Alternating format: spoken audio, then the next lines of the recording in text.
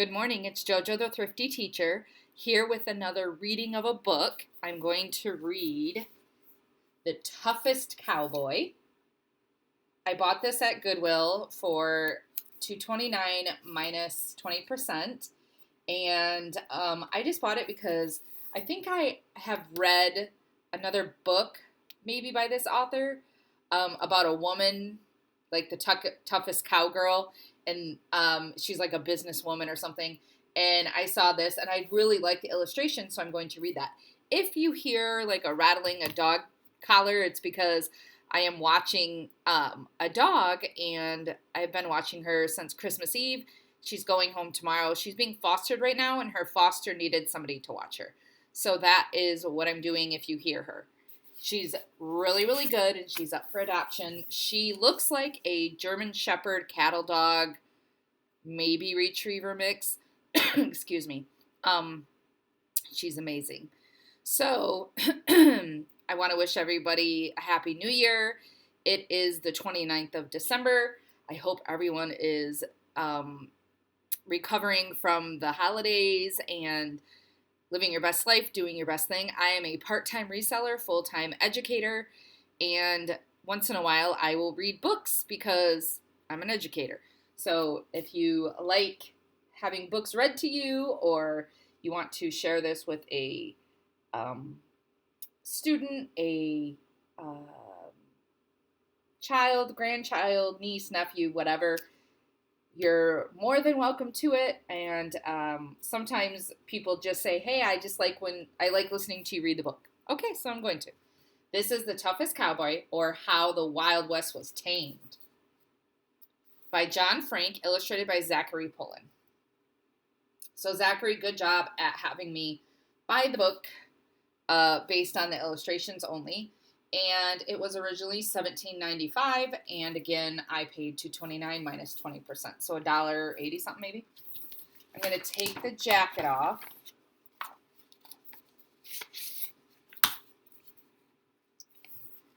All right, here we go. Whoops.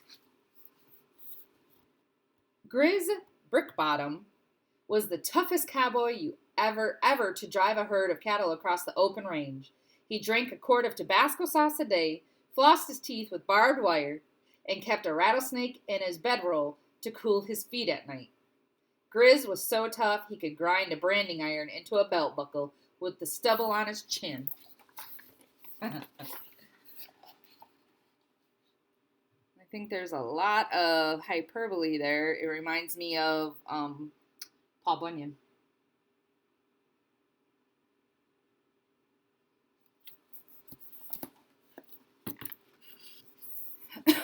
One evening after the cattle drive, Grizz and his cowboy buddies were finishing a hearty supper of fried boots and lizard gizzards. Grizz's buddy Chuckwagon, the cowboy's cook, picked up his guitar and began to strum. After a long day on a dusty trail, Grizz reckoned a good song would be like a breath of fresh air. So he sat down his tin plate, fetched a spur to scrape the gnats out of his nostrils, and sat back against a cactus to relax and have himself a listen. Oh, how I miss my one true love. Oh, how I miss the silky hair, that lovely smell, those kisses so sweet. As Grizz listened to Chuckwagon's lonesome song and watched the other cowboys wiping their mouths on their sleeves and digging at their teeth with their fingernails, he began to realize something was missing in his life. He needed another kind of companionship. Someone with silky hair. Someone with a lovely smell. Someone who would give him lots of sweet kisses. He needed... I thought this was such a good illustration.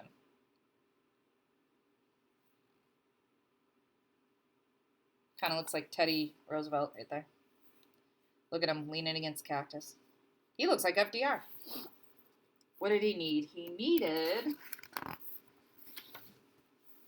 a dog. I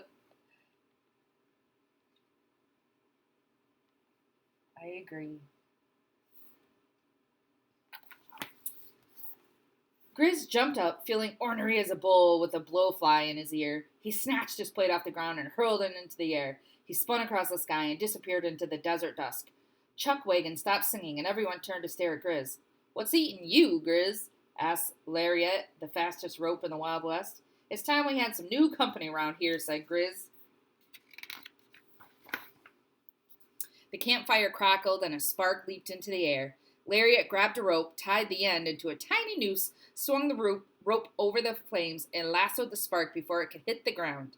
"What's wrong with the company you already got?" he asked. This is very Paul Bunyan-esque, huh, with all the hyperbole.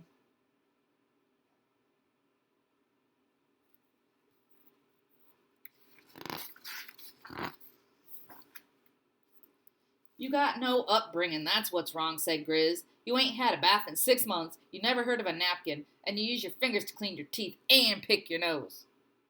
"Didn't know I had more'n one nose," said Lariat. "You ain't the only one I'm talking about," said Grizz. "All you buckaroos got the same bad habits, and it's high time he hitched up with someone who don't." "Like who?" asked Lariat. "Like a dog, say." "A dog?" bellowed Bald Mountain, the biggest bronco buster this side of the Rockies. "Are you saying a dog acts better than us?" Bald Mountain stood up as tall as a house and glared down at Grizz. "That's just what I'm saying," said Grizz. "Now that ain't fair," Grizz interrupted Chuckwagon. "A dog ain't got any fingers to pick his nose with. Besides, if I didn't pick my nose while fixing supper, I couldn't smell when the food was done cooking."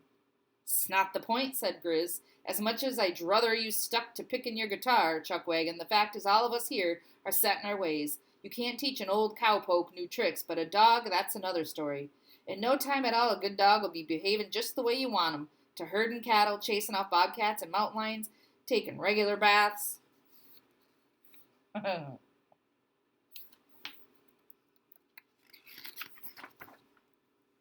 "Yeah, well, what if he gets tired of herding cattle and chasing mountain lions?" grumbled Bald Mountain.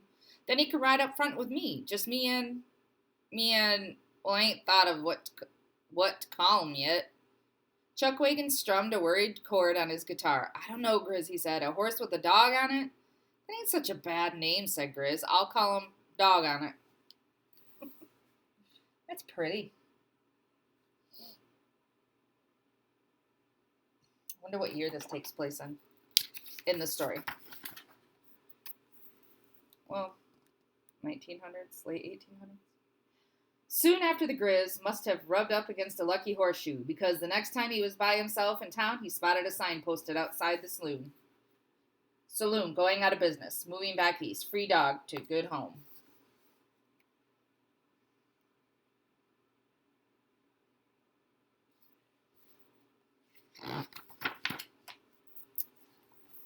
Grizz pushed his way through the saloon's swinging doors, imagining his sleek, strong, cattle-herding, bobcat-chasing companion to be.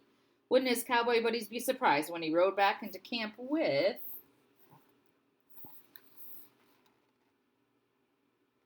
I can't even tell what that is. It's like a chicken dog.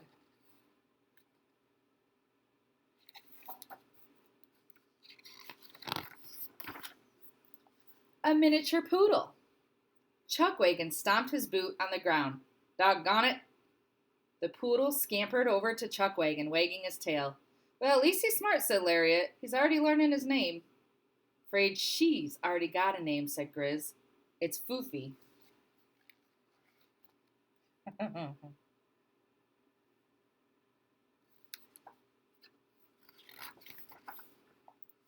"Foofy!" exclaimed Chuckwagon, Lariat, and Bald Mountain all at once.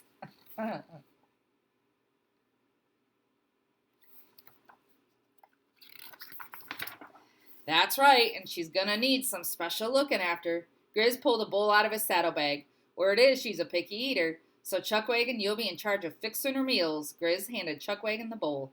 "I've been told she's partial to French cooking." "I've got to cook for a dog?" said Chuckwagon. "And keep your guitar tuned," said Grizz, "because she needs to be sung to sleep at night. But not before someone takes care of her hair," he added, reaching into the bag and taking out a brush. "That'll be your job, Bald Mountain." "My job," roared Bald Mountain, and he threw his hat down into the dirt.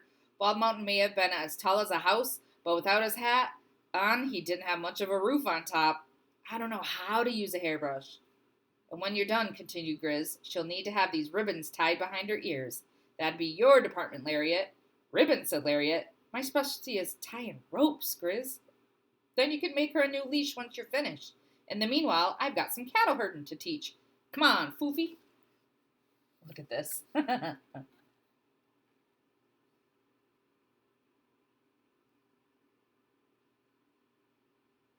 Huh.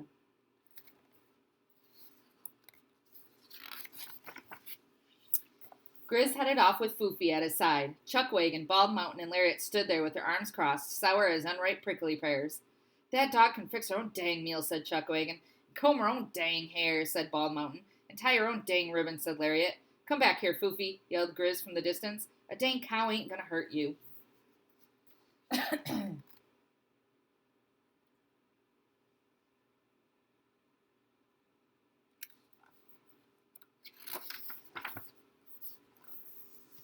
A short time later, Grizz came back dragging his heels, Foofy padding behind.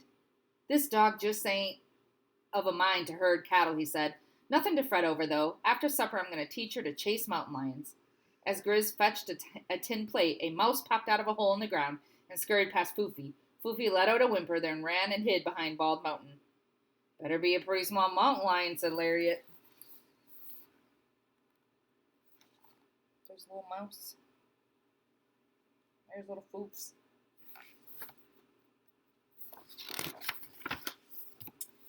Phooey, Foofy, said Grizz. I took a big gamble bringing you out here on the range. Grizz hurled the supper plate in disgust. It spun across the sky, level as a silver dollar on a poker table. Suddenly, quick as a jackrabbit, Foofy took off after the plate, and as the plate glided down in the far distance, ready to hit the ground... Ooh, she's got some tricks.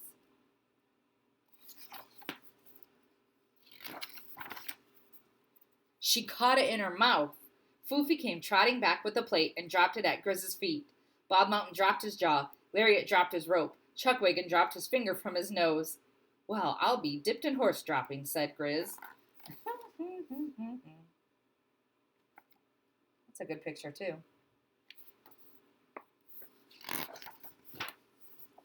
Before you could say, don't squat with your spurs on, the cowboys were jostling to toss the tin plate for Foofy. As soon as they were throwing the plate to each other, too. By sundown, they were having more fun than a young'un of a wrangler at his first rodeo. Finally, after Bob Mountain heaved the plate so far that it looked as if it might knock that evening star right out of the sky, Chuckwagon said, Why, Foofy ain't even been fed yet. I'm going to cook her the finest supper that's ever been made. And when she's ready for bed, I'm going to sing her the sweetest lullaby that's ever been sung. But not before I brushed her hair, boomed Bald Mountain. All this running hasn't mussed it up. And Lariat said, just make sure you do a good job of it, Bald Mountain, because I want that hair shining like silk when I tie my ribbons in it. That's cute.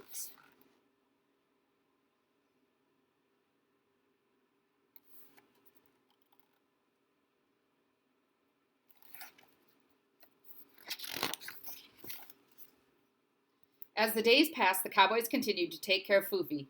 They fed her and sang to her and brushed her hair and tied it with ribbons and gave her regular baths. They became so fond of the smell of soap that they even moved to town just so they could take regular warm baths themselves. Look at her. She's in the middle of all of them. That's cute.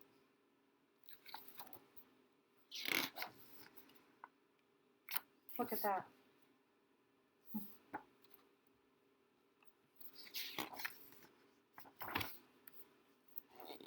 While there, Chuckwagon opened a gourmet restaurant, one with tablecloths and linen napkins, and sang to the customers when he wasn't busy in the kitchen. And Bald Mountain, well, he became the town's first professional hairdresser. That's cute.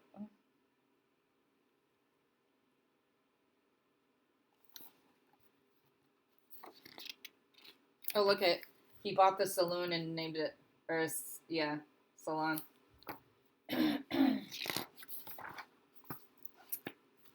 Larry opened a gift shop where he sold rope holders for hanging potted plants and charged extra for wrapping presents with fancy bows. And as for Grizz, he started a business manufacturing his own flying plates. He branded his first name and last name on the bottom of each one, Grizz B, and before long, folks were lining up all across the frontier to buy his product. Over the years, Grizz became so rich selling Grizz B's that he was able to retire from being the Wild West toughest cowboy. Grizz B's instead of Frisbees, do you get it?